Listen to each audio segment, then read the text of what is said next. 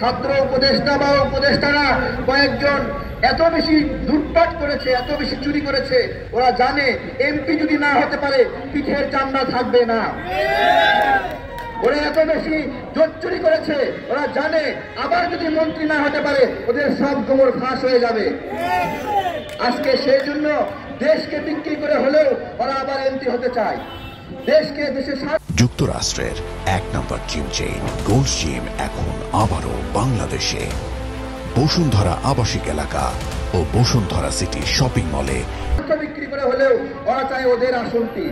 আমরা সেটাই বলছি যে এই সরকার আসার সময় বলেছিল খুব বড় বড় গলায় যে নিয়মিত সম্পদের হিসাব দেবে।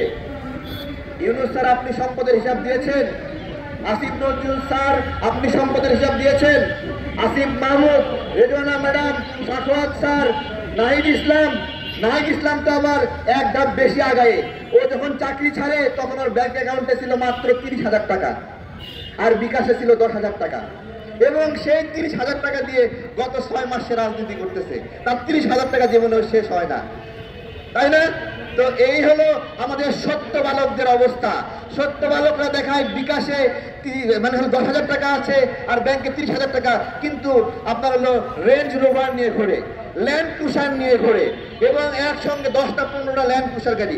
ল্যান্ড ক্রুজার গাড়ির দাম কত বলেন তো? 1 কোটি টাকা দামের নিচে আছে নাকি?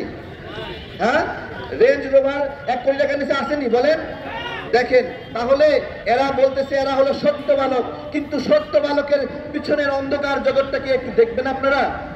সেটা দেখা যেত যদি এরা নির্বাচনে অংশগ্রহণ না করত, কিন্তু এরা নিজেরাই নির্বাচনের আয়োজক, নিজেরাই নির্বাচনে অংশগ্রহণ করবে। আমরা জাতীয় নাগরিক জোট থেকে বিএনপি, জামাত, গণ অধিকার পরিষদ, গণসংহতি, আমাদের নাগরিক ঐক্য, আরো অপরাপর দল যারা আছে, যদি আমরা বুঝি যে আপনারা এই ছাত্র উপদেষ্টা বা উপদেষ্টাদেরকে নির্বাচনে জায়গা দিচ্ছেন, নির্বাচনের সুযোগ দিচ্ছেন, আমাদের লড়াই আপনাদের বিরুদ্ধেও হবে। আমরা আমাদের এই সরকার, আমরা বলি না আমাদের সরকার, আমরা আমাদের সরকারকে কোন রকম অপরাধ করতে দেব না।